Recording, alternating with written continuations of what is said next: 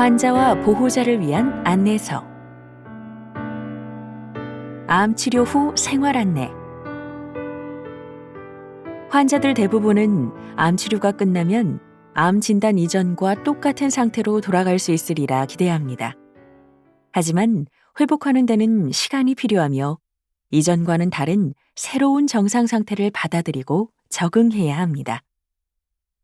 실제로 암 치료 후에 나타난 부작용 중 일부는 치료가 끝난 뒤에도 한동안 증상이 계속될 수 있습니다.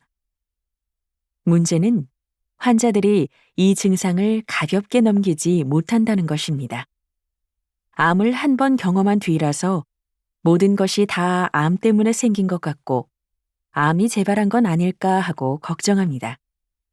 암 재발에 대한 두려움 때문에 뭔가 좋은 방법이 없는지 알고 싶어 합니다. 실제로 많은 환자가 검증되지 않은 약제나 식생활에 관심을 두지만 그것이 오히려 다른 건강 문제를 일으킬 수 있다는 사실은 알지 못합니다. 삼성서울병원 암교육센터에서는 치료 이후에 나타날 수 있는 여러 가지 신체적, 정신적 변화들을 이해하고 달라진 일상을 받아들이고 잘 적응하는 데 도움을 드리기 위해 이 오디오북을 제작했습니다. 그럼 지금부터 암 치료 후에 무엇을 해야 하는지 알아보겠습니다. 1. 정기검진. 암 치료가 끝난 후에도 재발을 조기에 발견하기 위해 정기검진은 꼭 필요합니다. 따라서 앞으로 정기검진을 담당할 의사는 누구인지, 병원은 얼마나 자주 방문해야 하는지, 어떤 검사를 받게 되는지 등을 알아보고 치료가 끝난 후 생기는 문제는 어떻게 관리하고 누구와 상담해야 하는지, 치료 때문에 생긴 신체적, 정신적 변화로부터 회복하는 데는 보통 얼마나 걸리는지 등을 확인해서 필요한 것들을 미리 챙겨두는 것이 좋습니다. 암 정기검진은 왜 필요할까요? 암에 대한 정기검진은 암이 재발하거나 전이되지 않았는지를 확인하고 암 치료 후에 나타날 수 있는 증상을 관리하기 위해 시행합니다. 담당 의사는 정기검진 과정에서 혈액검사, 영상의학적 검사, 내시경 검사와 더불어 필요하다고 판단되는 검사들을 결정하고 그 결과를 확인해서 환자의 신체 상태를 검진합니다. 암 정기검진은 누가 담당하며 얼마나 자주 만나야 할까요? 정기검진은 해당 환자의 암 수술이나 방사선 치료 또는 항암 화학요법 치료를 담당했던 의사 중 한 분이 맡게 됩니다. 고혈압, 당뇨, 고지혈증, 골다공증, 폐질환 등 다른 질환이 있다면 그 질환에 대해서도 계속 진료를 받아야 합니다. 이전에 다니던 다른 병원에 담당 의사가 있다면 거기서 계속 진료받아도 되고 암 치료를 받았던 의료기관에서 한꺼번에 관리받고 싶다면 암 치료병원에서 새로운 담당 의사를 알아봐서 진료를 받으면 됩니다. 질환에 따라 다음 검진 일정이 다르지만 대개 치료를 마치고 나서 첫 2, 3년 동안은 3개월에서 6개월마다, 그 뒤로는 6개월에서 1년마다 검진을 받게 됩니다. 이 같은 검진 계획은 암 치료를 담당했던 의료진들이 암의 종류와 치료 방법, 환자의 건강 상태 등을 고려해서 협의한 뒤 결정합니다. 정기검진에서 의료진에게 알려야 할 내용은 다음과 같습니다. 암이 재발한 것처럼 느껴지는 증상들, 통증, 피로, 수면장애, 체중의 증가나 감소 등 일상생활에 장애가 되는 증상들, 심혈관 질환, 당뇨, 관절염 등 환자가 가진 다른 건강 문제들, 비타민, 한약 등 투여하고 있는 약제들, 기타 정신적인 문제들. 그렇다면 건강 계획은 어떻게 세워야 할까요? 암 치료가 끝난 환자들의 대부분은 암 재발을 예방하는 데 도움이 되는 방법을 찾으려고 노력합니다. 식습관이나 일상생활에서 경험하는 스트레스, 각종 화학물질에 노출되면 암이 더 잘 재발한다는 근거 없는 정보를 믿고 그런 방법을 그대로 따라하기도 합니다. 하지만 표준적으로 시행하는 보조 항암요법이나 방사선 치료, 호르몬 요법 말고는 검증된 방법이 없습니다. 지금까지 의학적 치료 외에 일상생활에서 암 재발 방지에 효과적이라고 증명된 방법은 규칙적인 운동과 올바른 식생활로 건강한 생활 습관을 기르는 것입니다. 이것은 암뿐만 아니라 고혈압이나 당뇨 등 만성질환 관리에도 도움이 됩니다. 무엇보다 꾸준히 적극적으로 관리하는 것이 매우 중요합니다. 또한 암 재발 신호를 알아차리기 위해 암 재발 관련 증상을 기억해 두면 좋습니다. 암이 재발했을 때 나타나는 증상은 사람에 따라, 어떤 암인지에 따라, 재발 부위에 따라 매우 다양합니다. 예를 들어 유방암이 재발했다면 수술 부위나 겨드랑이, 목 부위 림프절에 혹 같은 것이 잡힐 수 있습니다. 뼈암이 재발했다면 통증이 나타나고 폐에 전이되었다면 초기에는 별 증상이 없지만 점점 심해지면서 기침과 호흡곤란이 올 수 있습니다. 건강 상태에 변화가 있거나 새로운 증상이나 징후, 다른 불편감이 느껴진다면 담당 의료진과의 진료를 통해 환자가 현재 느끼는 증상이 암과 관련이 있는지, 다른 질병 때문인지, 일시적인 증상에 지나지 않는지를 정확히 확인하시기 바랍니다. 2. 신체 변화에 대한 관리. 계획된 치료를 마친 후에도 일정 기간 여러 가지 증상이 계속될 수 있습니다. 증상이 사라지는 데 걸리는 시간이 사람마다 다르기 때문입니다. 환자들은 어떤 증상이 나타나면 일단 암이 재발한 것은 아닐까 걱정부터 합니다. 하지만 대부분은 재발과 관련이 없습니다. 암 치료 후에는 피로, 통증, 팔다리에 나타나는 림프 부종, 잇몸이나 치아 등 구강 문제, 체중 변화와 식욕 부진, 배뇨나 배변 장애, 폐경기 증상, 성적인 변화 등 다양한 증상이 나타날 수 있습니다. 이런 증상들은 암의 종류와 치료 방법에 따라 다르게 나타나며 같은 진단을 받고 같은 치료를 받았다 하더라도 증상이 다를 수 있습니다. 지금부터 치료 후 겪을 수 있는 증상에 대해 하나씩 알아보겠습니다. 하나, 피로. 피로는 치료가 끝난 후 첫 1년 동안 암 환자들이 겪는 가장 흔한 증상으로 피곤하고 기진맥진한 느낌이 계속되는 것입니다. 시간이 지나면서 피로감이 줄어들기는 하지만 언제까지 계속될지는 알 수 없습니다. 특히 고용량의 항암화학요법과 조혈모 세포 이식을 받은 환자들은 치료를 마치고 시간이 한참 지난 후까지도 피로감을 호소합니다. 따라서 생각보다 회복 기간이 길어지더라도 좌절하지 말고 피로감을 줄일 수 있는 효과적인 방법을 찾아보세요.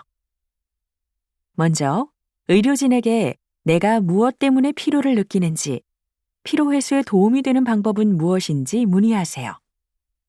피로감의 원인이 복용하고 있는 약물 때문인지 다른 질병 때문인지를 확인해 볼 필요가 있습니다. 예를 들어 아파서 잠을 제대로 못 자서 피곤한 것이라면 통증부터 가라앉혀야 합니다. 특별한 원인이 없을 때는 운동이나 식사, 약물 등이 피로감을 누그러뜨리는 데 도움이 되는지에 대해 상담할 수 있고 운동치료사나 작업치료사, 영양사, 심리상담가 등 건강 전문가들의 도움도 받을 수 있습니다. 피로를 예방하고 관리하는 방법으로는 무엇이 있을까요? 규칙적인 운동이 도움이 됩니다. 숨은 차지만 옆 사람과 대화는 할 수 있을 정도의 중강도 이상의 운동을 하루 30분 이상, 주 5일 이상 하되 내 몸 상태를 확인해서 너무 무리하지 말고 조금씩 늘려가는 것이 좋습니다. 잠을 충분히 주무세요. 잠드는 시간과 일어나는 시간도 일정하게 유지하세요. 낮잠은 되도록 1시간을 넘기지 않는 것이 좋습니다. 낮잠을 너무 오래 자면 밤에 깊은 잠을 자기가 어렵습니다. 하루 일정을 나의 몸 상태에 맞춰 계획해 보세요. 하루 중 내 몸의 에너지가 가장 높은 시간에 활동하는 것이 좋습니다. 체력을 아끼는 방법을 배워서 실천하세요. 서서 하는 활동을 줄이고 계단보다는 엘리베이터를 이용하고 힘들면 잠깐 쉬었다 하면서 몸이 지치지 않게 하는 생활 습관을 들여보세요. 해야 할 일의 우선순위를 정하세요. 지금 당장 해야 하는 일이 아니라면 시간을 늦추거나 나중으로 미루면 체력 소모도 줄이고 에너지를 꼭 필요한 일에 쏟을 수 있습니다. 요리나 장보기, 청소나 빨래 같은 일상적인 집안일이 힘들게 느껴진다면 가족들에게 도움을 구하세요. 2. 통증. 수술, 항암, 방사선 치료 등 암 치료가 끝난 뒤에도 통증이 계속될 수 있고 수술 후에 나타난 통증이 오랫동안 계속될 수도 있습니다. 특히 팔다리나 유방 등 절단된 부분에서는 더 오래 갑니다. 수술이나 항암 치료로 생긴 신경 손상 때문에 손발이 저리고 시린 증상이 나타나기도 합니다. 방사선 치료 후에 치료 부위의 피부가 민감해지거나 아픈 경우는 흔하며 몇 개월 동안 계속되기도 합니다. 만약 통증이 계속된다면 의료진과 상의한 뒤 적절한 진통제를 써서 증상을 줄일 수 있습니다. 진통제가 몸에 안 좋다고 생각해서 참고 견디는 사람들이 많습니다. 하지만 무작정 통증을 참으면 나중에는 오히려 조절하기가 힘들어집니다. 통증을 느끼는 감각이 예민해지기 때문입니다. 적극적으로 통증을 조절해서 최대한 편안한 일상생활을 유지하는 것이 중요합니다. 의료진이 통증의 정도를 정확히 판단하기 위해서는 환자가 자신이 느끼는 통증의 강도와 부위, 통증 양상에 대해 자세히 말해주는 것이 도움이 됩니다. 환자가 처방된 진통제를 복용할 때는 다음 사항을 기억하세요.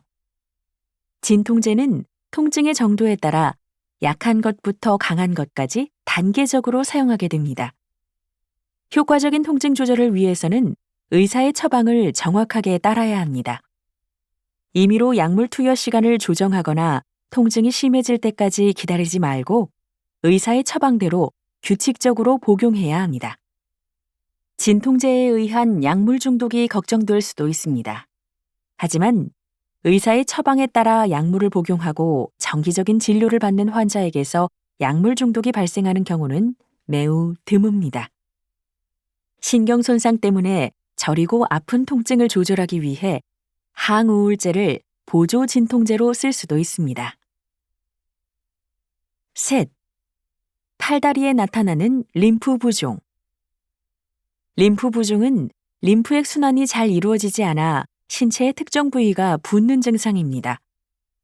림프 부종은 수술 직후에 생기기도 하고 치료가 끝나고 몇 개월에서 몇 년이 지난 후에도 나타날 수 있습니다.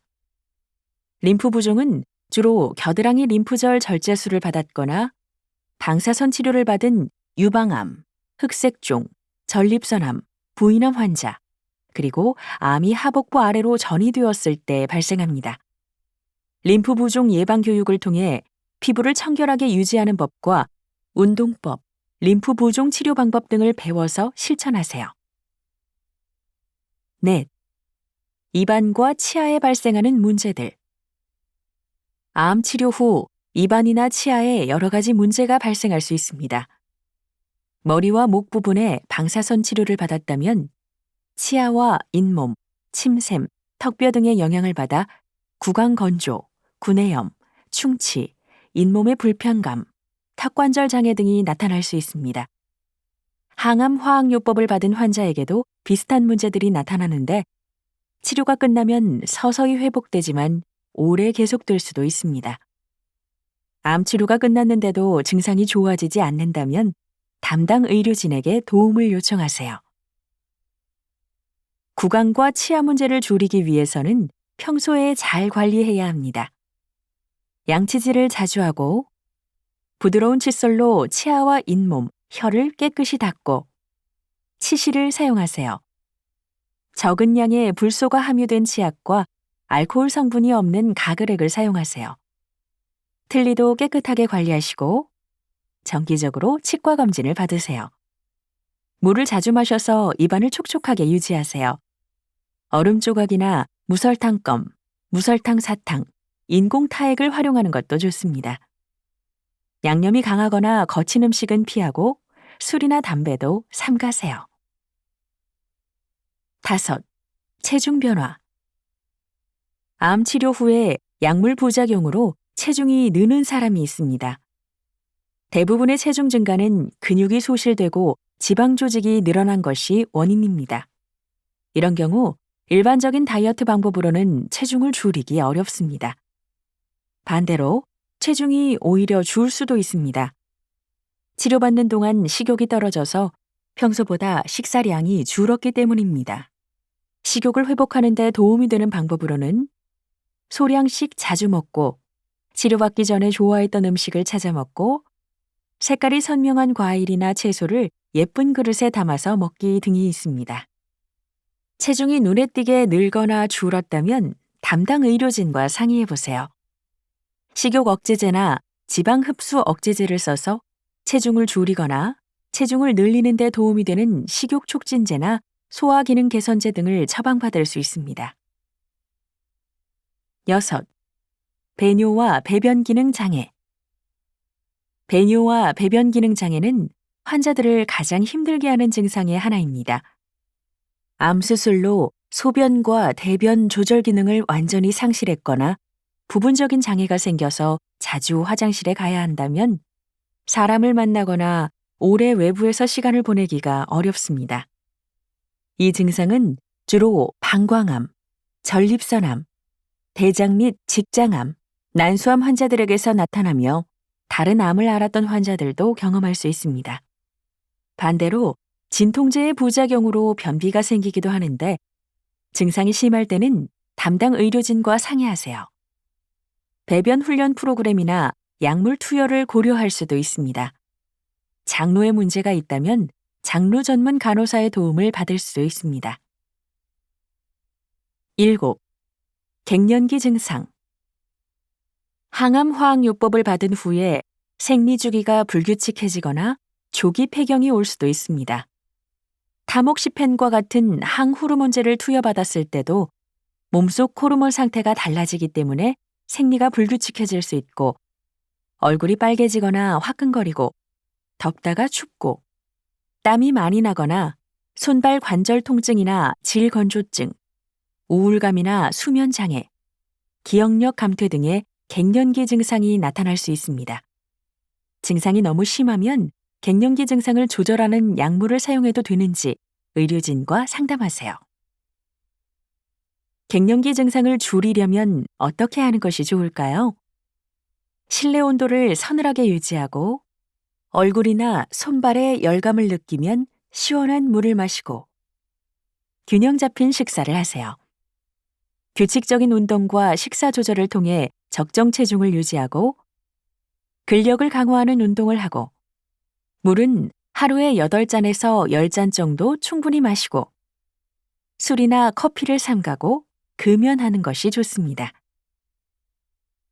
8. 성적 변화. 암 치료 후 많은 환자가 성적 변화를 느낍니다.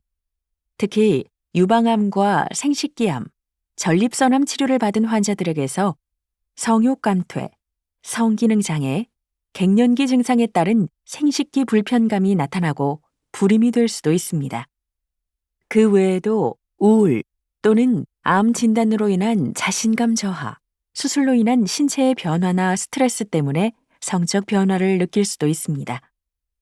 나에게 나타난 변화에 대해 의료진에게 알리고 도움을 구하는 것이 문제 해결의 시작입니다. 3. 정신적 변화에 대한 관리. 암 치료를 마친 환자들은 치료 종료 후 몇 개월간 신체적으로나 정신적으로 변화의 시간을 맞이합니다. 따라서 치료가 끝난 후에는 몸을 돌보는 것과 더불어 정서적인 부분에도 관심을 기울여야 합니다. 특히 암 치료 이전과는 다른 새로운 정상 상태를 받아들이고 적응해야 합니다. 정서적인 변화를 긍정적으로 받아들이세요. 자신의 삶에 새로운 의미를 부여하고 삶에 대해 새로운 시각을 가질 필요가 있습니다. 환자도 힘든 치료 과정을 겪으며 스스로 자신을 돌보는데 더 독립적이고 강해진 것을 느꼈을 것입니다. 가족이나 사랑하는 사람, 같은 질환을 경험한 다른 환자들에게 도움을 구하거나 종교에 의지하는 것도 정서 안정에 도움이 됩니다. 암 환자들이 가장 흔히 느끼는 감정이 재발에 대한 두려움입니다. 이것은 당연하고도 정상적인 반응입니다. 이런 두려움은 치료 후 첫 1년 동안 가장 심하고 시간이 지나면 줄어들지만 몇 년 동안 계속될 수도 있습니다. 두려움이 심하면 정상적인 일상생활을 하기 어렵고 먹고 자는데도 문제가 생기며 정기적으로 병원에 다니는 것조차 망설여질 수도 있습니다. 그러나 다행히 환자들 대부분은 시간이 지나면서 두려운 정도나 빈도가 줄었다고 합니다. 그렇다면 두려움을 떨치는데 도움이 되는 방법은 없을까요? 우선 현재의 건강 상태를 확인하는 것이 좋습니다. 따라서 어떤 증상이 2주 이상 계속될 때는 재발을 걱정하며 불안해하기보다는 담당 의료진의 진료를 받으시기 바랍니다. 또한 내가 느끼는 두려움을 표현하는 것이 좋습니다. 도움이 되지 않는 부정적인 생각이 들 때마다 긍정적인 생각으로 바꿔보고 규칙적인 운동과 취미 활동을 통해 다른 생각에 몰두하는 것도 좋습니다. 암 치료가 끝났다고 스트레스에서 해방되는 것은 아닙니다. 오히려 집에 돌아온 뒤, 그리고 직장에 복귀한 뒤에 겪는 어려움 때문에 스트레스가 더 심해지기도 합니다. 그런데 스트레스가 암의 원인이란 생각 때문에 스트레스가 심해지면 덩달아 재발에 대한 걱정도 커집니다. 하지만 일시적인 스트레스가 암 재발에 직접적인 영향을 미치지는 않습니다. 다만 과도한 스트레스가 계속되면 건강에 좋지 않으니 스트레스를 줄이기 위해 노력하세요. 스트레스를 줄이는 데 도움이 된다고 알려진 운동과 춤, 음악 감상, 그림 그리기 등을 시작해보는 것도 좋습니다. 스스로 찾기 어렵다면 전문가의 도움을 받아보세요. 4. 치료를 넘어 암과 함께 생활하기. 암은 한때 치명적인 병으로 여겨졌습니다. 그러나 지금은 전체 암 환자의 3명 중 2명이 5년 이상 생존의 완치 판정을 받고 있습니다. 특히 갑상선암, 전립선암, 위암, 유방암, 대장암 등은 10명 중 9명이 5년 이상 생존합니다. 림프종도 조기에 항암 치료만 잘 받으면 10명 중 8명이 5년 이상 생존합니다. 또한 예후가 좋지 않은 폐암이나 간암도 조기에 발견해서 올바른 치료를 제때 잘 받으면 10명 중 5명은 5년 이상 장기 생존할 수 있습니다. 조기에 암 진단을 받았다면 그 순간부터 건강관리 계획을 세워야 합니다. 장기적인 건강관리 계획에는 원래 발생했던 암에 대한 추적 관찰 외에도 다른 암에 대한 검진, 만성질환에 대한 검진과 관리, 예방접종, 각종 증상관리 등을 비롯해 가족들의 암 예방 계획을 세우는 것까지 포함됩니다. 암 진단 후 건강관리 계획을 세우기 위해 알아두어야 할 것은 무엇일까요? 하나, 장기적인 건강관리를 위해 암에 대한 추적 관찰이 필요합니다. 암 치료 후 5년 동안 재발하지 않았다면 완치로 판정합니다. 통계적으로 5년이 지나면 암이 재발할 확률과 다른 질병으로 사망할 확률이 비슷해지기 때문입니다. 하지만 암은 제각각 특성이 다릅니다.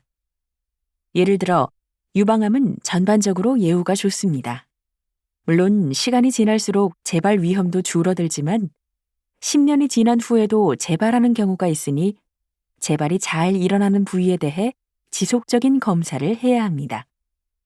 암 재발과는 별도로 치료 후 장기적으로 계속되는 후유증은 평생 관리해야 합니다. 대표적인 예가 위암 수술입니다.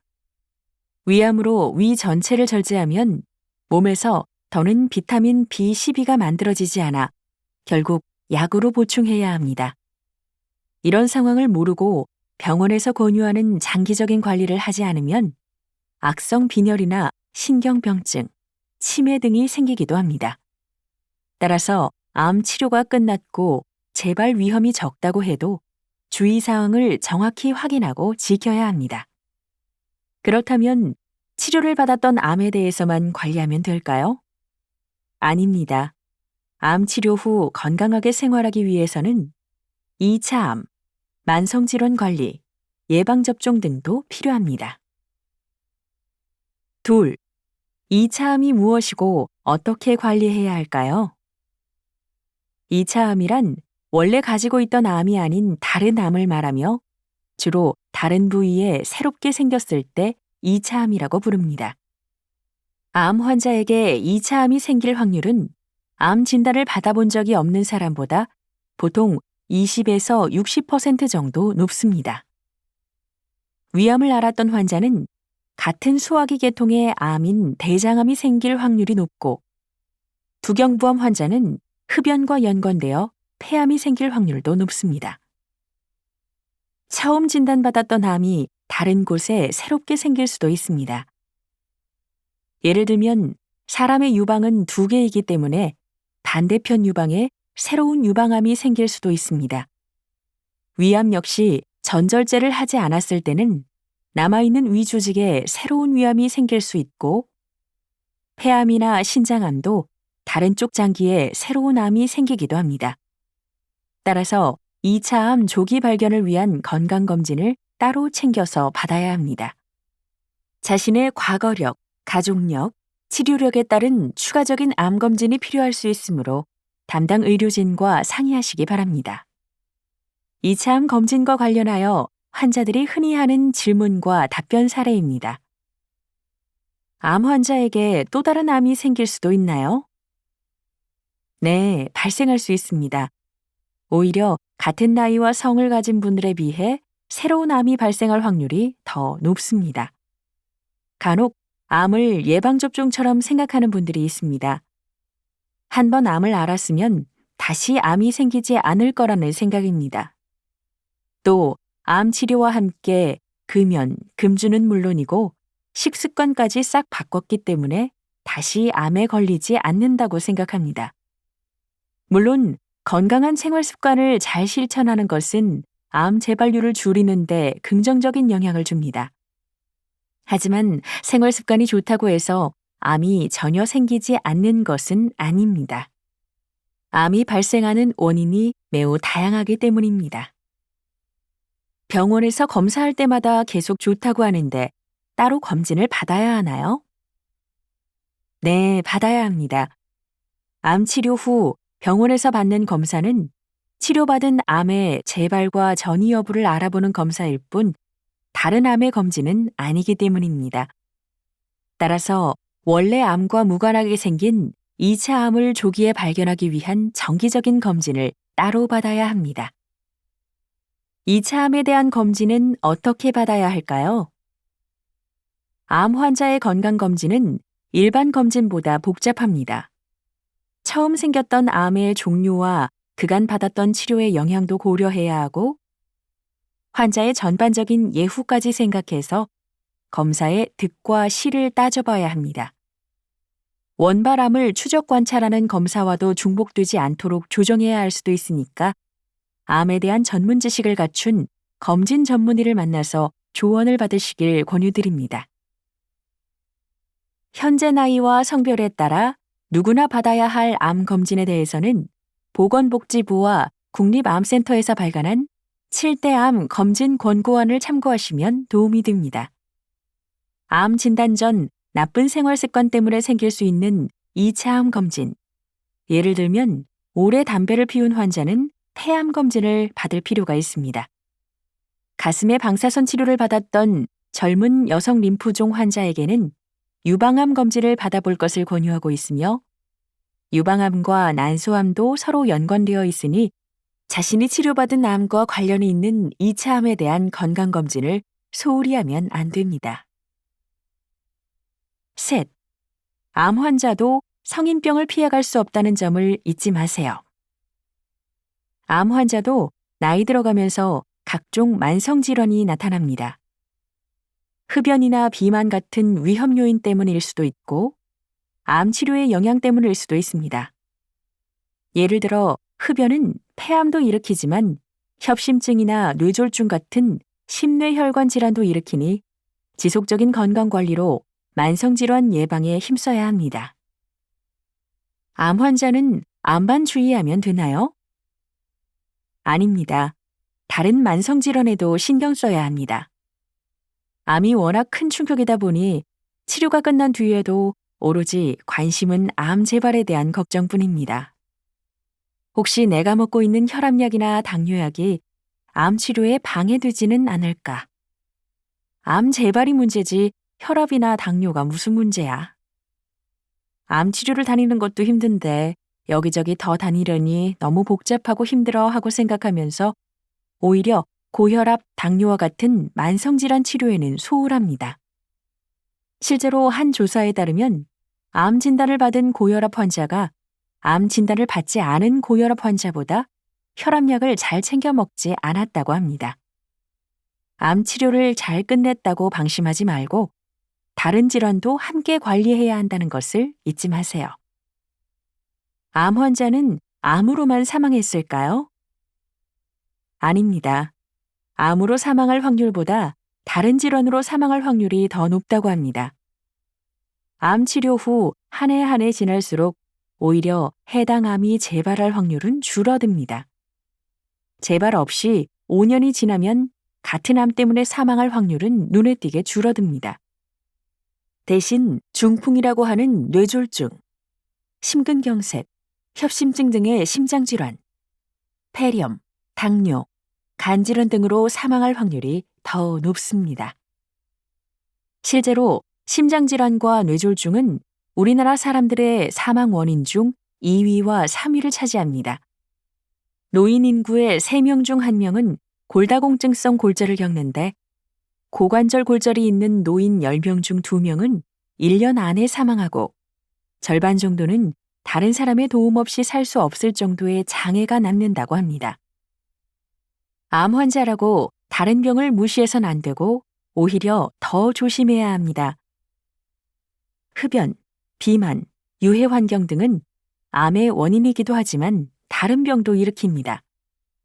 흡연으로 폐암에 걸린 환자들에게 만성 폐쇄성 폐질환이 나타나는 경우가 많고 비만과 관련이 높은 유방암과 대장암 환자들에게는 고혈압, 당뇨, 고지혈증 같은 성인병이 동반되는 경우가 많습니다.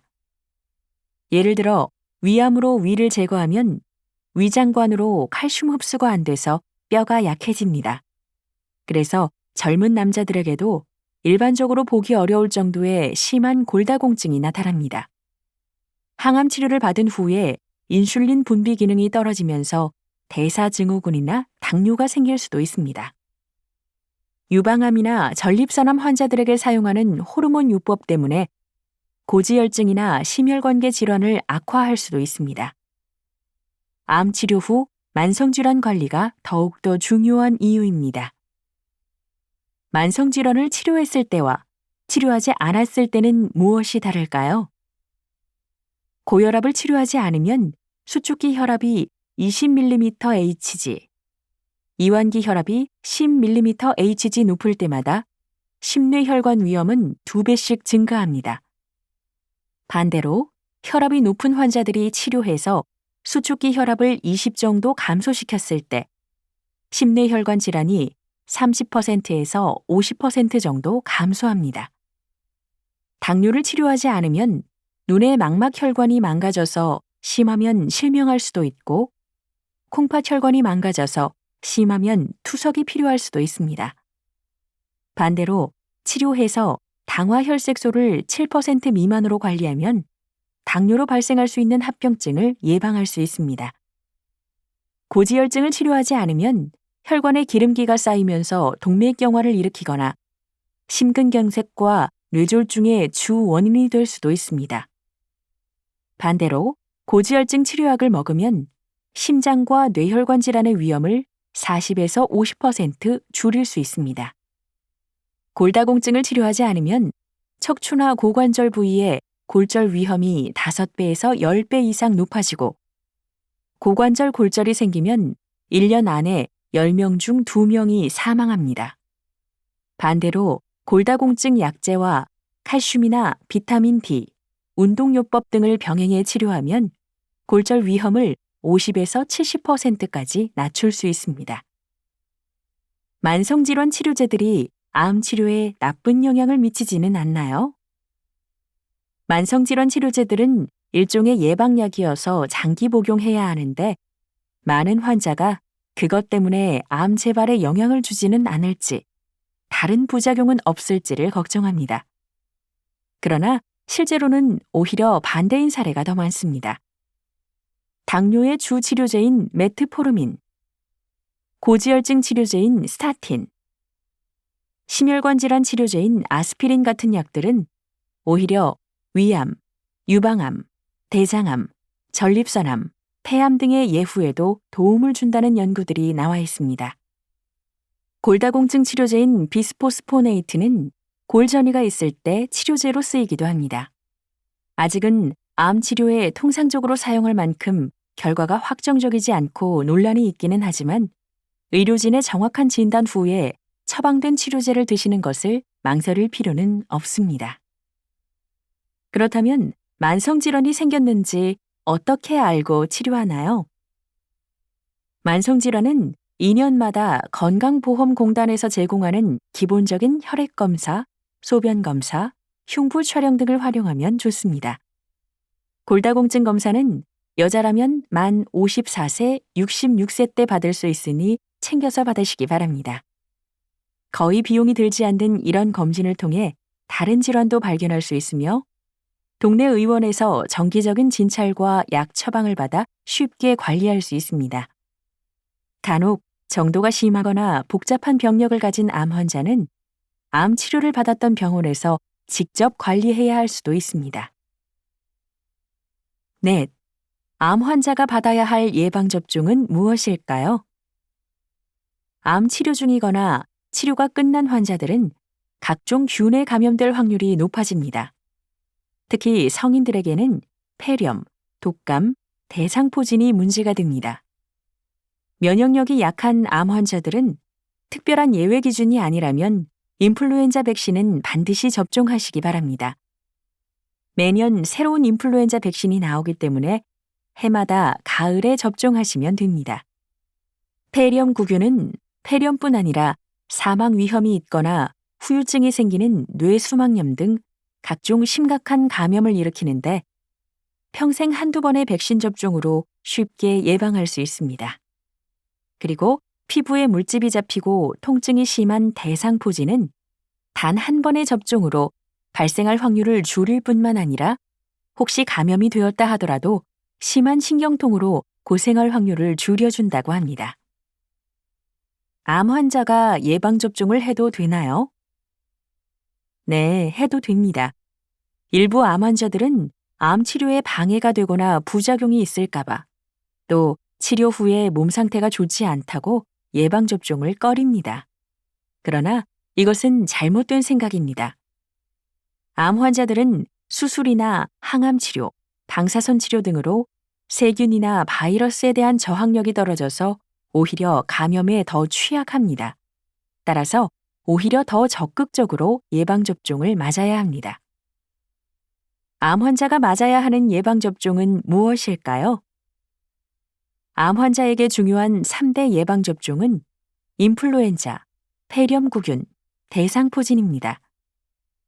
인플루엔자는 흔히 독감이라고 불리다 보니 심한 감기 정도로 생각하지만 인플루엔자는 감기와는 전혀 다른 인플루엔자 바이러스 때문에 생기는 질병입니다.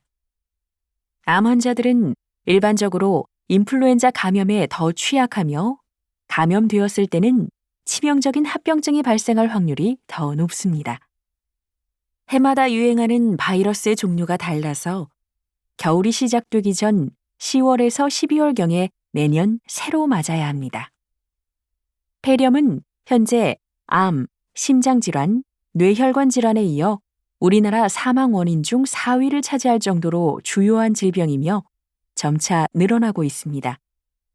폐렴 외에도 뇌수막염, 폐혈증 같은 중증의 침습성 감염을 일으킬 수 있고 암 환자들에게서는 더 흔하게 나타납니다.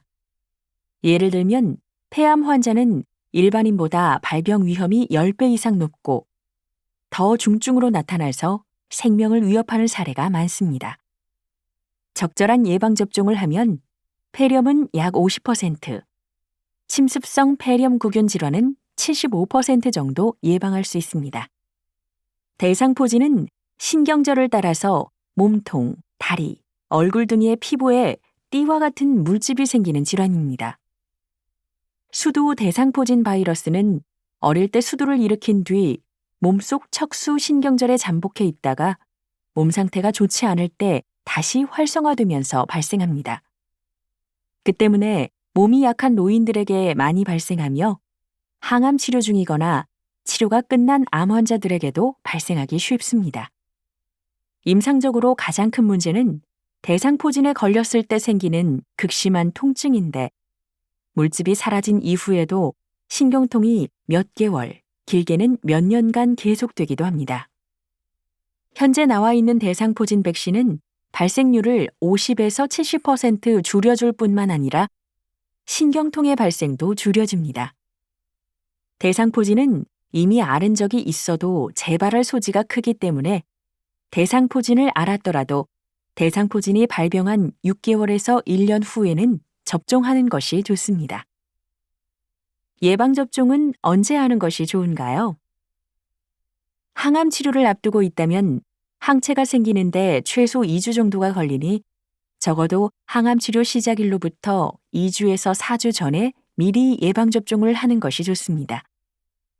항암 치료를 받으면 감염에 취약해지니 되도록 암 진단을 받은 직후 치료를 시작하기 전에 접종해두는 것이 가장 좋습니다. 항암 치료 중이라면 환자의 백혈구 수치가 정상이 된 후 다음 항암 치료 2주 전에는 접종해야 합니다. 다만 대상포진 백신은 살아있는 바이러스라서 항암이나 방사선 치료 중에는 맞으면 안 됩니다. 항암 치료가 끝났다면 3개월 정도 지난 후에 접종하는 것이 좋습니다.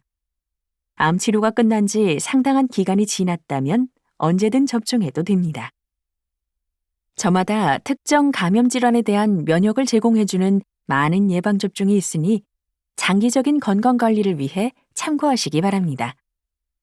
암 환자는 특히 치료 일정을 고려해야 할 때가 많으니 전문가와 상담해서 전체적인 예방접종 계획을 세우는 것이 좋습니다. 5. 암 치유를 위한 6가지 제안. 하나. 흡연은 질병을 악화시키므로 반드시 금연해야 합니다. 암 치료 후에 끊었던 담배를 다시 조금씩 피우고 있습니다. 실제로 많은 흡연자가 암 진단을 받으면 곧바로 담배를 끊습니다. 당장은 수술하고 항암 치료를 하는 동안 병원에 입원해야 해서 담배를 피울 수 없으니 가족들이 그렇게 만류하는데도 왜 담배를 피웠을까 후회하기도 하고 다시는 피우지 않겠다고 결심합니다. 그러나 암 치료 후 몸이 회복되고 다시 사회생활을 시작하면 또다시 유혹을 느낍니다. 이전에 직장 동료나 거래처 사람들과 함께 담배를 피우면서 정보를 나눠왔다면 거기에 끼지 못하게 될까봐 두려워합니다. 스트레스를 받을 때마다 담배 한 대를 물고 잠깐의 여유를 가졌던 분들도 다시 스트레스 상황이 오면 담배 생각을 하게 됩니다. 그렇다 보니 암 진단을 받은 지 몇 달 또는 몇 년이 지나면 환자들의 상당수가 어느새 다시 흡연의 유혹에 빠지고 맙니다. 그러고는 암 치료를 받는 동안 고생했던 가족들에게는 미안한 마음이 들고 치료해준 의료진에게는 굳이 밝히고 싶지 않아서 흡연 사실을 숨기는 경우가 꽤 많습니다. 실제로 한 설문조사 결과에 따르면 암 진단 전에 흡연하던 환자 10명 중 2명 이상이 암 진단 후에도 작성 당시 흡연하고 있는 것으로 나타났습니다. 담배 때문에 암까지 걸렸지만 끊기가 쉽지 않네요. 생명을 위협하는 암에 걸렸는데도 여전히 담배를 끊지 못하는 암 환자들이 생각보다 많습니다. 진료실에 환자와 함께 온 보호자들이 환자 뒤에서 담배 때문에 이렇게 되고도 담배를 안 끊어요 라고 하소연하기도 하고, 환자가 못 듣게 몸짓으로만 제발 담배를 끊으라는 말 한 번만 해달라고 신호를 보내기도 합니다. 이미 잘 알려진 것처럼 흡연은 암 발병의 주요 원인이고, 전체 암 환자 10명 중 2~3명은 흡연 때문에 암이 생깁니다. 그런데 담배를 피우는 암 환자는 피우지 않는 암 환자보다 암 재발률이 높습니다. 지속적인 흡연은 폐암 환자의 재발률을 2배 정도 높이며 전립선 암의 재발률은 60% 정도나 높아집니다. 게다가 흡연은 2차 암의 발생은 물론이고 심혈관 질환 등 다른 질병의 발생률도 높입니다. 폐암 환자가 흡연을 계속하면 다른 암이 새로 생길 확률이 3.5배나 높아집니다. 심근경색, 협심증, 뇌경색 등 혈관 질환이 생길 가능성도 커집니다. 따라서 또 다른 암이나 만성 질환을 예방하기 위해서라도 반드시 금연해야 합니다. 끊고 싶은데 잘 안 됩니다. 좋은 방법이 있나요? 현대의학에서는 흡연을 단순한 습관이나 기호의 문제로 보지 않습니다. 뇌신경과학의 발달로 흡연이 니코틴 중독이라는 것도 밝혀졌습니다. 뇌에는 도파민성 뉴런으로 구성된 보상 경로와 노르아드레날린성 뉴런으로 형성된 금단 경로가 있습니다. 담배를 피우면 머리에 니코틴이 들어와서 쾌감을 느끼지만 담배를 피우지 않으면 금단 증상을 느끼기 때문입니다. 그만큼 의지만으로는 담배를 끊기가 쉽지 않습니다. 담배를 끊지 못하고 있던 한 암 환자분이 금연을 도와주는 약이 있다는 안내를 받고 무척 좋아했는데 약 처방을 받아 복용하고는 몇 주 만에 담배를 끊었습니다. 많은 흡연자가 금연을 습관이라고만 생각하고 약물 치료를 거부합니다. 그러나 금연 치료 약물은 금단 증상과 흡연 욕구를 줄여주기 때문에 훨씬 쉽게 금연에 성공할 수 있도록 도와줍니다. 여러 가지 약이 있으나 가장 효과가 좋은 바레니클린은 단기적으로는 6배, 장기적으로도 3배 정도의 금연 효과가 있습니다. 최근에는 국가에서 지원하는 금연 프로그램을 통해 한 달에 10만 원 이상 하던 약값이 2만 원대로 낮아져서 치료비 부담도 줄었으니 적극적으로 활용해 보시기 바랍니다. 암 진단을 받고 수술을 앞두고서도 담배를 못 끊는 분들이 꽤 있습니다. 끊으려고 노력해보지만 집중이 안 되고 초조해서 잠도 안 오고 담배를 피우고 싶다는 생각만 간절한데 이것이 금단 증상입니다. 종종 수술 전날까지도 금연을 못하는 분도 있고 심지어 입원 중에도 담배를 피워서 문제를 일으키기도 합니다. 수술 전 흡연은 수술 후 합병증 발생 위험을 높입니다. 수술 부위 상처의 회복이 더디거나 덧나기도 하고 심하면 수술 후 폐합병증으로 중환자실에 가게 될 수도 있습니다. 따라서 담배를 피우는 분이라면 수술 전에 최대한 오랫동안 금연할 수 있도록 바로 금연을 시작해야 합니다. 금단 증상을 극복하기 위해서는 앞서 말씀드린 약물 치료가 큰 도움이 됩니다. 암 진단 후에는 곧바로 의료진의 도움을 받아 금연을 시작하고 다시 담배를 피우게 되었더라도 실수로 여기고 다시 금연하시기 바랍니다. 흡연을 숨기지 말고 자신의 어려움을 솔직히 알려서 전문적인 치료를 받으면 금연에도 성공하고 건강도 되찾을 수 있습니다. 2. 자신의 상태에 맞는 운동을 반드시 해야 합니다. 암 치료 중인데 운동을 해도 되나요? 네, 해도 됩니다. 치료 중 적절한 운동은 안전합니다. 꾸준한 운동은 체력을 높여주고 피로감도 덜어주며 삶의 질을 높여주기 때문입니다. 암 치료 중에 하는 운동이 암 치료의 효과와 생존율을 높이는지는 정확하게 밝혀진 것이 아니지만 일부 연구에서는 적절한 운동이 항암 치료를 완료할 확률을 높인다고 보고되어 적어도 나쁜 영향이 없는 것만은 확실합니다. 따라서 치료 중이라도 자신의 상태에 맞는 스트레칭이나 가벼운 걷기 등의 저강도 운동을 꾸준히 하는 것이 좋습니다. 암 치료 후 운동은 어떤 장점이 있나요? 여러 관찰 연구에서 암 진단을 받았을 당시 운동량이 암 재발이나 이후 생존율과 관련이 있다고 밝혀졌습니다. 비만과 깊은 관련이 있는 유방암, 대장암, 전립선암, 난소암 등은 특히 더 그렇습니다.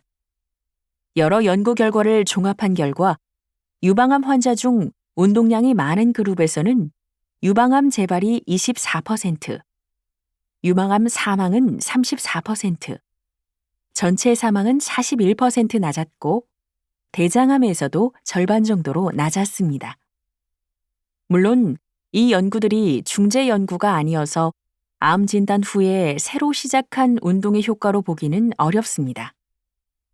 실제로 유방암 환자를 대상으로 한 연구에서는 암 진단 전에는 운동을 안 했던 사람 중에서 진단 후에 새로 시작한 그룹과 그렇지 않은 그룹의 사망률을 비교해 보니 별 차이가 없었습니다. 이 결과는 아직 확실한 효과를 증명하지는 못했다는 것을 의미합니다. 하지만 운동은 생존율 외에 여러 가지 긍정적인 효과가 있습니다. 심폐지구력, 근력, 신체 균형 등이 좋아져서 삶의 질이나 피로감이 개선되고 스트레스나 우울감이 감소하며 자존감이 향상되는 효과가 나타났으며 이 결과는 다양한 연구에서 일관성 있게 나타났기 때문에 믿을 만하다고 할 수 있습니다. 암 환자가 운동할 때 무엇에 유의해야 할까요? 어떤 암인지에 따라 후유증이 다를 수 있어서 일괄적으로 이야기하기는 어렵습니다. 예를 들어 대장암 수술 후 장루를 가지고 있거나 유방암이나 부인암 수술 후 림프 부종이 심하다면 특정한 운동이 제한될 수 있습니다. 운동으로 부작용이 나타날 수도 있습니다. 암 치료 후 운동을 해야 한다는 강박관념으로 무리한 운동을 하다가 오히려 뼈가 부러지거나 관절염이 악화하는 사례도 종종 있으니 안전성을 우선으로 고려해서 자신의 체력에 맞게 조절하여 운동하시기 바랍니다. 그럼 지금부터 신체 상황별 주의할 사항을 정리하여 알려드리겠습니다. 빈혈이 있다면 빈혈이 교정될 때까지 운동을 미루는 것이 좋습니다. 피로감이 너무 심할 때는 무리한 운동보다는 10분 안팎의 가벼운 운동이 좋습니다. 백혈구 수치가 떨어졌다면 감염의 위험이 있으니 회복되기 전까지는 여러 사람이 이용하는 공공시설이나 수영장은 피해야 합니다. 몸에 관을 가지고 있는 경우에는 수영 등 감염이 생길 수 있는 운동이나 관이 빠질 수 있는 운동은 피해야 합니다. 말초 신경병증이 심해서 균형을 잘 잡지 못한다면 낙상을 방지하기 위해 고정식 자전거 타기 운동이 좋습니다. 현재 관상동맥 질환이나 만성호흡기 질환과 같은 심혈관 질환, 흉통이나 호흡곤란 증상이 있다면 운동을 시작하기 전에 의사의 진료와 적절한 검사를 통해 안전한지를 확인해야 합니다. 골관절염, 골다공증 등 동반 질환이 있을 때도 어떤 운동이 적절한지, 어느 정도 강도로 얼마나 자주 해야 하는지 해당 의사와 상담하시기 바랍니다. 운동을 어느 정도 하는 것이 좋을까요? 18세에서 64세 정도의 다른 문제가 없는 성인 암 환자라면 약간 빨리 걷기 같은 중등도 운동을 주당 150분가량 또는 조깅 등의 고강도 유산소 운동을 주당 75분 정도 할 것을 권장합니다. 더불어 일주일에 2번 정도 근력 운동을 같이 하면 더 좋습니다. 체력이 되면 운동을 더 많이 하는 것이 좋을 것으로 생각하지만 그렇지 않습니다. 너무 무리한 운동은 오히려 해가 될 수 있습니다. 암 진단 후 운동 부족은 흔한 문제입니다. 처음에는 건강에 관심을 쏟으며 열심히 운동하지만 꾸준히 하는 경우는 많지 않습니다. 보통 치료를 마친 암 환자 중 20에서 30%만이 충분한 운동을 꾸준히 하는 것으로 알려져 있습니다. 셋, 암 진단 후 체중 증가는 암 재발률을 높일 수 있으니 적절한 체중을 유지하도록 꾸준히 관리해야 합니다. 암 치료 후에 체중이 늘어나는 경우가 많습니다. 보통 수술, 항암, 방사선 치료 등을 받으면 통증이나 피로, 메스꺼움, 구토와 같은 부작용이 나타나서 식욕이 떨어지거나 식사를 하기가 어려워져서 체중이 줄어드는 경우가 많습니다. 이 시기에는 영양가 있는 음식을 충분히 먹어서 적정 체중을 유지해야 암 치료를 잘 견뎌낼 수 있고 예후도 좋아집니다. 그러나 치료 후에는 적정 체중을 유지하는 것이 좋습니다. 그런데 상당수의 환자는 치료 후 체중이 늘어나기도 합니다. 흔히 몸보신을 위해 열량이 높은 음식이나 건강 보조제를 먹어서 영양 과잉이 되기도 하고 암 치료 후에 느끼는 피로감이나 통증 등 다양한 이유로 신체 활동이 적어지기 때문입니다. 장루가 있는 대장암 환자는 신체 활동을 꺼리게 돼서 항호르몬 치료를 받는 유방암 환자는 신체 대사의 변화로 체중이 늘어나기도 합니다. 비만과 체중 증가는 암 재발률을 높일 수 있어 주의해야 합니다. 비만은 암 발병 원인 중 하나입니다. 특히 유방암, 대장암, 자궁 내막암, 난소암 등은 비만과 깊은 관련이 있습니다. 몸에 지방이 많이 쌓이면 지방세포에서 분비되는 렙틴의 농도가 올라가고 인슐린 저항성의 영향으로 인슐린 성장 인자가 증가하면서 암세포 발생을 자극하기 때문입니다. 이미 암세포가 있었다면 그 암세포가 자라서 재발 전이될 가능성도 커집니다. 유방암과 대장암은 암 진단 시 비만이었던 환자는 비만이 아닌 환자보다 암의 예후가 나쁘다고 알려져 있습니다. 비만은 2차 암의 발생률도 높이는데 비만인 유방암 환자는 비만이 아닌 유방암 환자보다 반대쪽 유방에 암이 생길 위험이 1.4배 높고 자궁 내막암은 2배, 대장암과 직장암은 1.9배 높다고 합니다. 원래는 정상 체중이었다가 암 진단 후에 체중이 증가하는 것도 위험합니다. 유방암 경험자가 진단 후에 체중이 2.3에서 4.5kg 늘었을 때 유방암 재발과 사망 위험이 50% 정도 높다는 보고가 있습니다.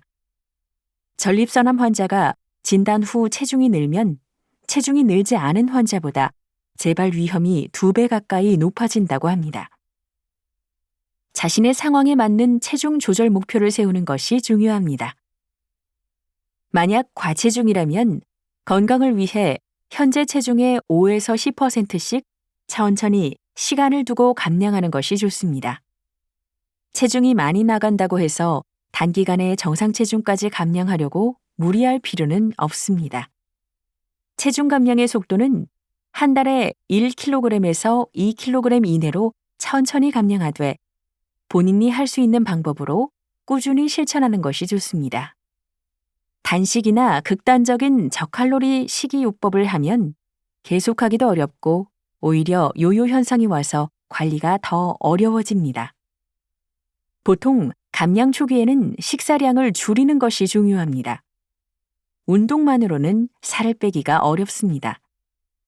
체중이 60kg인 여성이 1시간 동안 열심히 걸어야 240칼로리가 소모되는데 이것은 고작 해야 밥 한 공기나 바나나 한 개에 우유 한 잔 정도의 열량입니다. 원푸드 다이어트로는 영양의 균형이 깨질 수 있으니 채소와 과일, 곡류와 육류 등을 골고루 조금 배고플 정도로 먹는 것이 좋습니다. 보통 성인의 하루 권장 열량은 남자가 2,500칼로리, 여자가 2,000칼로리인데 체중 감량을 위해서는 하루 500칼로리 정도 부족하게 섭취하는 것이 좋습니다. 이렇게 하면 보통 일주일에 0.5kg씩 줄일 수 있습니다. 체중이 어느 정도 줄었다면 줄어든 체중을 유지하기 위한 운동을 해야 합니다. 운동 자체만으로도 에너지가 소모되지만 근육량이 늘어나면 기초대사량도 늘어서 쉽게 살이 찌지 않는 체질로 바뀌기 때문입니다. 음식의 칼로리와 자신의 운동량을 스스로 가늠하기가 어려운데 앱을 이용하면 쉽게 관리할 수 있고 음식별 칼로리를 인식하는 데도 도움이 됩니다. 체중 감량을 위해 전문가의 도움을 받는 것도 좋습니다. 최근에는 장기적인 안전성을 확보한 식욕 억제제와 지방 흡수 억제 약물이 개발되어 널리 쓰입니다. 혼자 운동하기가 어렵다면 초기에 운동 전문가에게 개별 훈련을 받아 운동 습관을 들이는 것도 좋습니다. 전문가의 도움을 받으면서 스스로 변화를 관찰해 가면서 노력하면 감량에 성공할 수 있습니다. 넷, 암 치료 후 적정 체중을 유지하기 위한 영양 섭취가 필요합니다. 체중 감소와 영양 부족은 치료가 끝난 암 환자에게도 흔히 나타나는 문제입니다. 주로 식욕 저하와 음식 섭취량이 감소해서 생기는 문제입니다.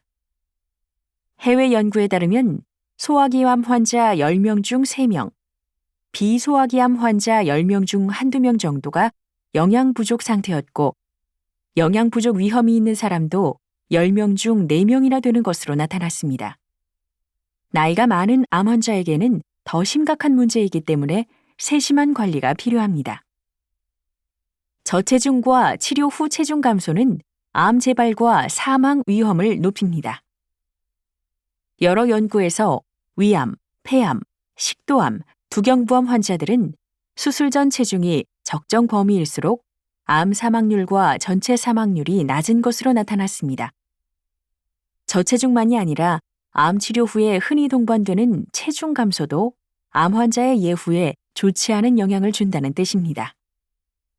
위암이나 식도암 수술 후 원래 몸무게 50kg 기준으로 5kg, 60kg 기준으로 6kg 정도 체중이 감소했을 때 전체 사망률과 재발률이 눈에 띄게 높아졌고 수술 후 1년이 지난 시점에 같은 신체 조건에서 체중을 비교했을 때 체중이 많이 나가는 사람이 적게 나가는 사람보다 생존율이 높았습니다. 항암 치료나 방사선 치료를 받는 두경부암이나 폐암 환자들에게도 저체중은 암 재발률과 사망률에 부정적인 영향을 미칩니다. 잘 먹지 못하면 암 치료를 중단하거나 항암제의 용량을 줄여야 하다 보니 치료 효과가 떨어질 수 있기 때문입니다. 저체중과 체중 감소는 치료해야 합니다. 먹는 것은 환경과 심리적인 영향을 많이 받습니다. 본인이 좋아하는 음식을 즐거운 환경에서 먹는 것이 가장 좋습니다. 하지만 혼자 음식을 준비하기 어려울 수도 있고 고립감이나 절망감 등으로 밥맛이 떨어지거나 먹기 싫어질 수도 있습니다. 가족들이 함께 준비해서 식사하는 것과 같은 실제적인 도움과 정서적인 지지가 중요합니다. 필요에 따라서는 식욕을 촉진하는 약물을 처방받을 수 있습니다. 메스꺼움이나 구토, 변비 등의 소화기 증상 때문에 식사를 잘 못하는 경우 증상을 줄여주는 약을 먹으면 도움이 됩니다. 또 직접적인 영양 공급이 필요할 때도 있습니다. 입이 헐어서 잘 먹지 못하면 영양음료로 보충할 수도 있고 주사를 통해 영양 공급을 받을 수도 있습니다.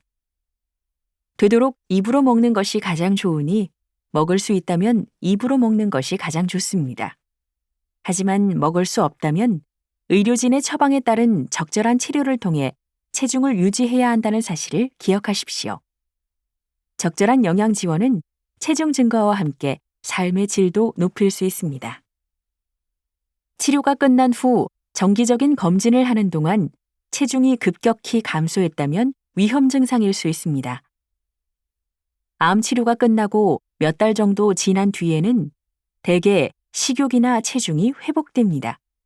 그런데 6개월 동안 몸무게의 5% 이상 체중이 감소했다면 그 원인을 알아보고 회복할 수 있도록 노력해야 합니다. 체중 감량을 위해 적게 먹고 운동을 한 결과라면 문제될 것이 없지만 특별히 다이어트를 하지 않았는데도 살이 빠졌다면 위험 증상일 수 있습니다. 이것은 암의 재발이나 새로운 암이 생긴 2차 암을 의미할 수도 있고 갑상선 기능 항진증이나 당뇨, 결핵처럼 암과 관련이 없는 다른 질병일 수도 있기 때문입니다. 급격하게 체중이 줄었다면 담당 의료진의 진료를 통해 체중 감소의 원인을 찾아보기를 권장합니다. 5. 암 예방을 위해 꼭 먹어야 하는 음식은 없습니다. 우리나라 암 환자들이 병원 치료 외에 가장 궁금해하는 것은 단연 식생활입니다. 많은 환자가 자신이 암에 걸린 것이 잘못된 식생활 때문이고 식생활을 바꿔야 암을 고칠 수 있다고 생각합니다. 그 때문에 암 진단 후에 고기를 끊고 채식으로 바꾸는 사람도 있고 우유나 달걀 등 특정 식품을 먹지 않기도 합니다. 생식이나 유기농 음식만 찾고 무슨 버섯이나 진액, 홍삼 같은 건강기능식품에 집착합니다. 진료실에서 마지막으로 다른 질문 없으세요 하고 물으면 꽤 많은 환자가 홍삼은 먹어도 되나요? 우유는 먹으면 안 되죠 하고 대개 스스로 이미 먹고 있는 음식을 계속 먹어도 되는지 확인합니다. 이렇게 잘못된 정보들이 너무 많습니다. 환자들의 질문이 너무 다양하고 생소해서 어떤 때는 의사도 인터넷에서 찾아봐야 할 때가 있습니다. 최근에는 어느 방송이나 신문에 나온 내용을 확인하는 일도 많습니다. 자주 하는 질문과 그에 대한 답을 알아보겠습니다. 유방암 환자인데 우유를 먹어도 되나요? 네, 먹어도 됩니다. 우유를 안 마셨더니 유방암이 줄었다는 내용의 책이 언론에 소개되면서 많은 유방암 환자들이 우유를 먹지 않습니다. 그러나 믿을 만한 연구들에 따르면 우유가 유방암의 재발 위험을 높이지도 않을 뿐더러 오히려 유제품을 많이 먹는 사람들의 유방암 발병 위험이 더 낮으며 유제품은 칼슘의 주 공급원이기 때문에 유방암 치료로 생길 수 있는 골다공증 예방에도 도움이 됩니다. 칼슘은 먹으면 안 되나요? 아니요, 먹는 것이 좋습니다. 많은 환자분이 칼슘을 먹으면 요로결석이 생긴다거나 심장질환이 늘어난다는 말을 듣고 칼슘 섭취를 꺼립니다. 그러나 최근 연구에서 칼슘을 많이 먹는다고 요로결석이 느는 것이 아니라 오히려 줄고 특히 우리나라처럼 기본적인 칼슘 섭취량이 적은 나라에서는 칼슘 섭취가 오히려 심혈관 질환을 감소시킨다는 결과도 있습니다. 위암, 유방암, 갑상선암 경험자들은 골절 위험이 크니 뼈 상태를 자주 확인하고 필요한 경우 칼슘과 비타민 D를 충분히 보충하는 것이 좋습니다. 인삼이나 홍삼을 먹는 것이 도움이 되나요? 아니요, 권하지 않습니다. 이와 관련해서는 잘 수행된 임상 연구가 많지 않고 효과성도 뚜렷하지 않아서 딱히 권하지 않습니다. 물론 일부 연구들에서 피로 감소에 약간의 효과가 있다는 보고가 있습니다. 해외에서 미국 인삼으로 364명에게 임상시험을 했더니 피로 점수가 약간 개선됐고 독성과 부작용은 위약과 큰 차이가 없었습니다. 특히 치료 중인 환자의 피로 감소에 조금 더 효과적인 것으로 나타났습니다. 만약 효과에 대한 믿음이 크고 심리적인 안정을 위해 꼭 먹고 싶다면 간 기능을 확인하면서 주관적으로 느끼는 피로 감소 효과가 느껴지면 먹을 수 있지 않을까 합니다. 즉, 환자 스스로 먹을지 말지를 결정해야 한다는 뜻입니다. 종합 비타민이 도움이 될까요? 일반적으로는 그렇지 않습니다. 입으로 음식을 먹을 수 있다면 채소나 과일, 육류, 곡물 등을 골고루 먹는 것만으로도 충분합니다. 그러나 위절제술을 받은 뒤 비타민이나 무기질 흡수가 잘 안 된다거나 소화기암이나 두경부암 등으로 잘 못 먹거나 흡수가 제대로 안 돼서 영양 공급이 불충분하다면 종합 비타민제 한 알 정도는 먹어도 괜찮습니다. 다만 오래 흡연해온 사람이 베타카로틴이나 종합 비타민을 먹으면 오히려 암 발생률이 높아진다는 보고가 있으니 주의하시기 바랍니다. 그만큼 제대로 된 상담이 중요합니다. 환자들이 쉽게 접하는 TV나 잡지에서는 각종 전문가나 암을 이겨낸 사람들이 나와서 근거 없는 식이요법들을 무분별하게 소개하곤 합니다. 그런데 환자들은 방송에 나왔다는 이유만으로 무턱대고 믿습니다. 진료 시간이 짧아 그런 질문들에 일일이 답하기 어려워서 충분한 설명 없이 먹지 말라는 이야기만 해야 하니 이해하기 어려울 수도 있습니다. 근거가 없으면 없는 대로 왜 근거가 없는지 정도만 이해해도 불안이 많이 해소되고 근거 없는 정보에 대한 집착을 버리는 사례가 많습니다. 따라서 제대로 설명해 줄 수 있는 전문가에게 상담을 받으시기를 권유합니다. 6. 주치의를 한 명 더 두시기를 권장합니다. 우리나라에서는 특히 암 전문의들이 짧은 시간에 너무 많은 환자를 진료하기 때문에 환자에게 필요한 만성질환 관리나 2차 암에 대한 검진, 예방접종 등에 대해 세세히 챙겨줄 여력이 없습니다. 암 전문의들은 암 치료에 전념해야 해서 이런 상황을 알아도 일일이 챙기기가 현실적으로 쉽지 않습니다. 이런 문제를 보완하기 위해서는 암 치료 후에 암 전문의 외에 1차 의료와 예방 의료를 담당해줄 주치의를 한 명 더 두는 것이 좋습니다. 동네 병원에 꾸준히 다니면서 치료했다면 그 병원 의사에게 지속적인 관리를 받는 것이 좋습니다. 치료 후에 환자의 상태가 안정적이고 큰 문제가 없다면 동네 병원에서도 가능한데 굳이 큰 병원까지 올 이유가 없기 때문입니다. 다만 현재 치료 중이거나 추적 관찰 중이어서 암 진료와 타 질환 진료에서 검사 결과나 진료 내용 등 의료 기록을 공유할 필요가 있는 환자분들은 암 진료를 받는 병원의 의료 기록을 공유하면서 진료를 받아두는 것이 좋습니다. 한편 암 이외에 심장이나 뇌신경 질환 등 다른 중증 질환이 있어서 계속해서 큰 병원에 다녀야 하는 분들도 있습니다. 동네 의원에서는 이런 분들의 세세한 병력과 투약 내용을 확인할 수 없어서 적절한 상담이 어렵다 보니 결국 다시 큰 병원으로 가보라는 말을 듣게 되기 때문입니다. 암 환자들에게 가장 중요한 것은 암 치료지만 치료 후 장기적인 건강 관리도 그에 못지않게 필요합니다. 따라서 암 전문의 외에 장기적인 건강 관리를 해줄 주치의를 한 명 더 지정해 두는 것이 평생 건강의 지름길입니다. 지금까지 암 치료가 끝난 후 생활 관리에 대해 알려드렸습니다. 삼성서울병원은 치료 후 여러분이 건강하고 행복한 삶을 살아갈 수 있도록 항상 응원합니다.